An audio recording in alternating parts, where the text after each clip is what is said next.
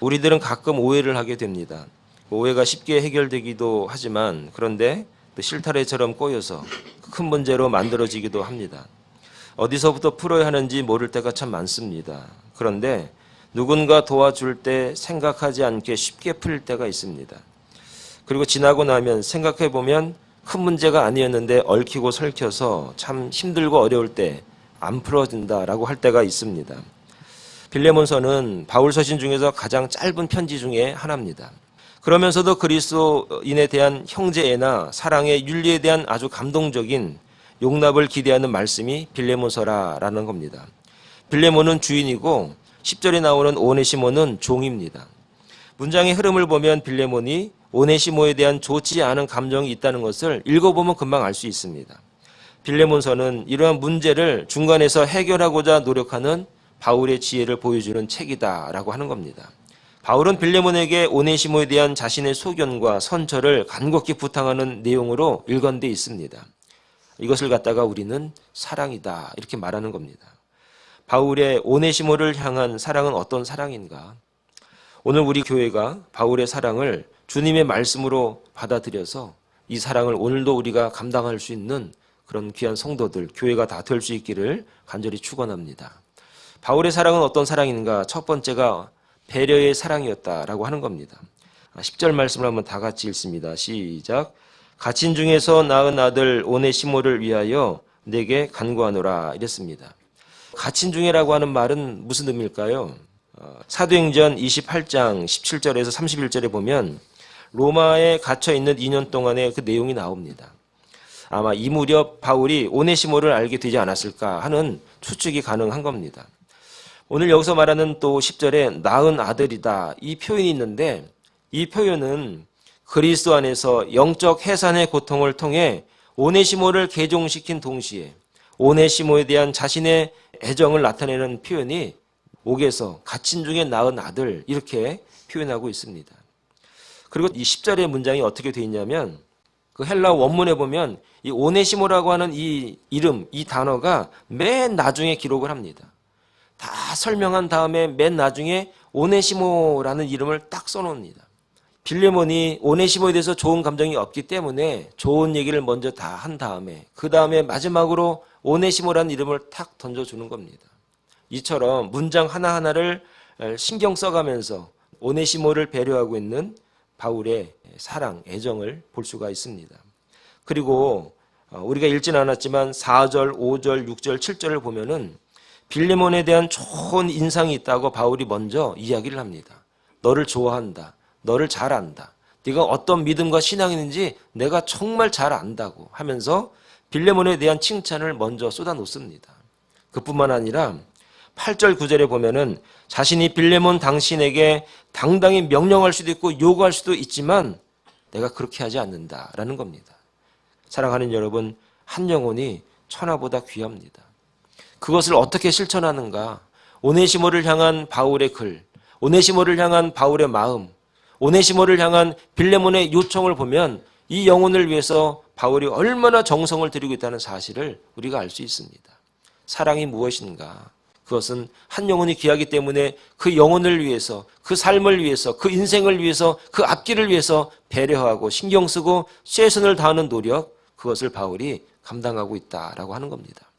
오늘 저와 여러분들이 이 땅에 살면서 이웃에게 우리가 얼마나 이 배려와 그 사랑의 열정이 얼마나 우리 가운데 있는가 돌아볼 수 있는 그런 귀한 시간 될 수 있기를 간절히 축원합니다.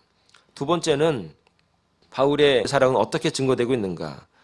장점을 굉장히 부각하고 있다는 얘기입니다. 11절 말씀을 다 같이 한번 읽어봅니다. 다 같이 시작. 그가 전에는 내게 무익하였으나 이제는 나와 내게 유익함으로 그랬습니다. 오네시모는 나에게 없으면 안 되는 존재가 되었다. 그리고 이제는 너에게도 없으면 안 되는 존재가 될 것이다. 그러니까 우리 모두에게 그는 유익한 존재, 꼭 필요한 존재가 되었다. 그런 얘기입니다. 그리고 12절의 말씀에 보면 이런 말이 있습니다.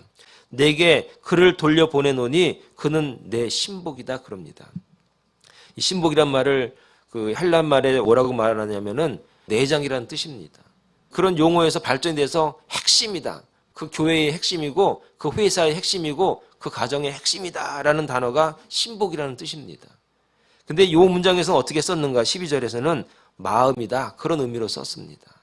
그러니까 오네시모는 내 마음을 다 가지고 있는 사람이 오네시모다. 하나님의 복음의 사역을 위해서 꼭 필요한 존재가 된 오네시모다라는 얘기입니다. 그러니 그를 용납하고 그를 사랑하라. 우리가 변화받았다는 것이 여러분 무엇을 의미합니까? 그전에는 사실 유익한 존재가 되지 못했으나 이제 변화받고 하나님이 우리에게 은혜 주셔서 유익한 존재가 되었다라는 겁니다. 유익한 존재는 사람에게만 필요한 존재가 아닙니다. 하나님께 꼭 필요한 존재가 된 것이 유익한 존재인 것입니다. 하나님은 우리들이 꼭 필요하시기 때문에 변화받고 복음을 받아들이도록 은혜를 주셨다라고 하는 것입니다. 그래서 하나님을 믿는 우리의 존재는 존재 자체로서 큰 의미가 있다는 사실을 여러분 믿을 수 있길 바랍니다. 자살하려고 하는 사람들이 있습니다. 자신의 존재의 가치를 모르고 자신의 존재의 중요성을 잃어버렸을 때에 충동적으로 느끼는 그런 현상들이 자살이라고 하는 그런 충동입니다. 오늘 사탄은 우리에게 우리가 무익한 존재라는 말을 가끔, 아니 자주 할 때가 많습니다. 나는 아무것도 쓸모가 없고 우리 교회에, 우리 가정에 나 자신이 세상에 무슨 존재의 유익이 있는가라고 사탄은 우리를 그렇게 유혹하고 우리에게 그런 시험에 빠지게 한다는 겁니다. 사랑하는 여러분, 오늘 오네시모를 빌레몬에게 보내면서 바울이 말합니다. 유익한 존재라고. 너나 나에게 없어서는 안 되는 존재. 아니 이제는 하나님이 그를 없어서는 안 되는 존재, 필요한 존재, 유익한 존재, 복음을 위해서 하나님이 쓰시고자 하는 귀한 존재가 됐다는 사실을 오늘 밝히고 있는 것입니다. 예수를 구주로 영접한 저와 여러분, 하나님의 백성인 저와 여러분들은 무익한 존재가 절대 될 수가 없습니다. 여러분 굉장히 저와 여러분들은 귀한 존재입니다. 그래서 무시당할 이유도 없고 또 무시할 이유도 우리는 없습니다. 우리는 귀한 존재입니다. 바울이 이것을 빌레몬에게 요구하고 요청하고 알게 했던 사실을 오늘 우리가 알 수 있기를 바랍니다. 사랑하는 여러분, 우리는 굉장히 중요한 존재입니다. 우리는 굉장히 유익한 존재입니다. 우리를 사랑하시고 우리에게 애정을 더욱더 많이 표현할 수 있기를 간절히 부탁을 드리겠습니다. 세 번째는 상대편의 입장에서 말하고 있다. 14절에 보니까 이렇게 말하고 있습니다. 다만 내 승낙이 없이는 내가 아무것도 하기를 원하지 아니하노니 이는 너희의 선한 일이 억지같이 되지 아니하고 자유로 되게 하려 함이라 이랬습니다. 그 앞절에 13절에 보니까 이런 말이 있습니다. 그를 내게 머물러 있게 하여 내 복음을 위하여 갇힌 중에서 내 대신 나를 섬기게 하고자 하나. 그러니까 바울은 오네시모를 곁에 두고 싶었던 겁니다. 같이 있으면서 사역하고 싶었던 마음이 원래 바울의 마음이었습니다. 그래서 마음 같아서는 그냥 있어. 내가 빌레몬에게 알아서 말할 테니까 그냥 있어. 내가 알아서 처리할게. 내가 이 얘기하면 돼. 뭐 이런 정도로 할 수도 있었겠죠. 그런데 그렇게 하지 않았어요. 거꾸로 하지 않고 순리대로 했던 것입니다. 14절에 다만 내 승낙이 없이는 내가 아무것도 하기를 원하지 아니한다 하는 겁니다. 8절에 보니까 이러므로 내가 그리스도 안에서 아주 담대하게 내게 마땅한 일로 명할 수도 있으나, 그러니까 바울에게는 빌레몬에게 충분히 명할 수도 있는 위치였다는 얘기입니다. 그런데 내가 그렇게 하지 않는다는 겁니다. 다만 내 승낙이 없이는 아무것도 하지 않겠다. 좀 돌아가지만, 좀 성가시긴 하지만 천천히 돌아가도 누가 뭐라 그래도 네가 승낙하지 않으면 내가 안 하겠다. 14절 하반절에 보면 이런 말이 있습니다. 이는 너희의 선한 일이 억지같이 되지 아니하고 자의로 되게 하려 함이라 그랬습니다. 그러니까 억지로 시켜서 해가지고 잘 되는 게 별로 없는 거예요. 자원하는 마음으로 하고 싶어서 할 수 있도록 하고 싶다는 얘기입니다. 교일도 마찬가지고 아이들 공부도 마찬가지고 회사 일도 마찬가지고 하고 싶어서 하면은 얼마나 효과적입니까? 오늘 우리 교회가, 우리 신앙생활이 바로 상대편에 대한 배려가 이 정도는 돼야 은혜가 있고 기쁨이 있고 정말 하고 싶어서 할 수 있는 그런 모습들이 우리 가운데 있더라 하는 겁니다. 이러한 것들이 바울이 오네시모에 대한 사랑이며 빌레몬에 대한 배려라는 것을 오늘 우리에게 가르치고 있습니다. 상대편의 입장을 충분히 고려하는 말과 행동을 통해서 하나님의 사역을 효과적으로 감당할 수 있는 저와 여러분 다 될 수 있기를 간절히 축원합니다. 마지막으로 실질적인 대안을 줍니다. 자, 16절부터 한번 말씀을 좀 읽어보면 이렇습니다. 이후로는 종과 같이 대하지 아니하고 종 이상으로 곧 사랑받는 형제로 둘 자로 내게 특별히 그러하거든 하물며 육신과 주 안에서 상관된 내게랴. 17절에 그러므로 내가 나를 동역자로 알진대 그를 영접하기를 내게 하듯하고. 18절 그가 만일 내게 불의를 하였거나 내게 빚진 것이 있으면 그것을 내 앞으로 계산하라. 19절 나 바울이 친필로 쓰노니 내가 갚으려니와 내가 이 외에 내 자신이 내게 빚진 것은 내가 말하지 아니하노라. 이럽니다. 한국의 그 카피라이터 중에 사랑은 동사다 이런 말이 있습니다. 사랑은 움직이는 것이고 사랑은 행동과 책임이 따라가야 된다 그런 얘기입니다.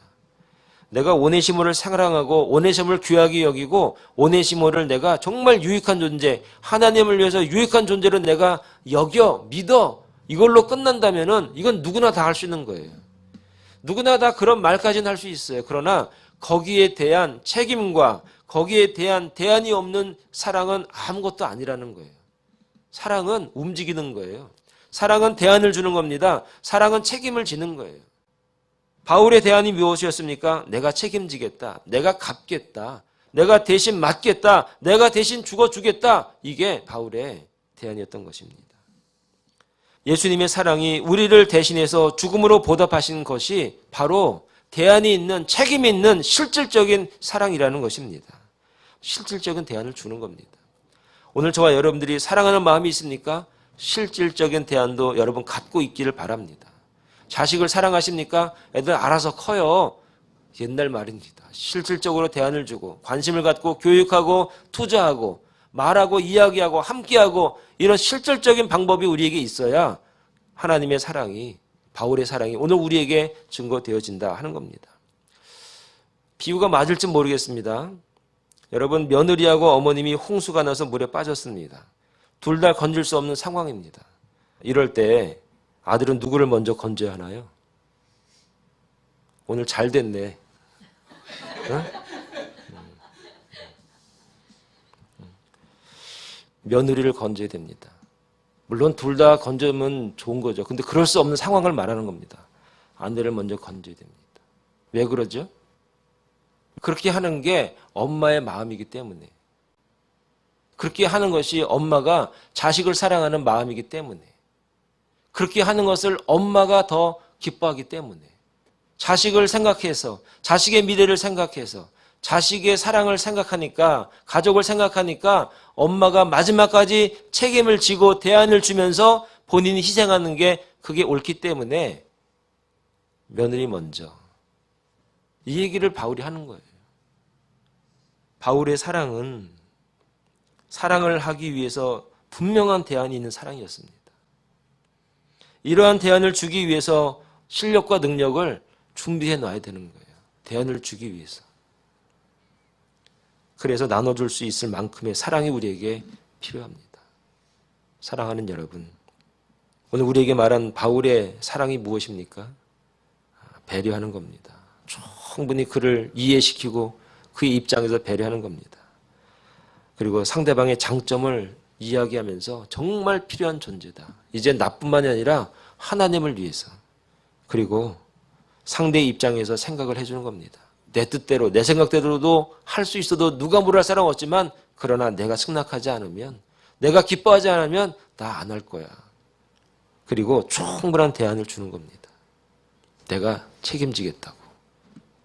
이 사랑이 바로 예수님의 사랑이었습니다. 이 은혜와 이 사랑이 오늘 저와 여러분들에게도 있어서 이 세상을 살아갈 수 있는 저와 여러분 다 될 수 있기를 간절히 축원을 드리겠습니다. 기도하겠습니다.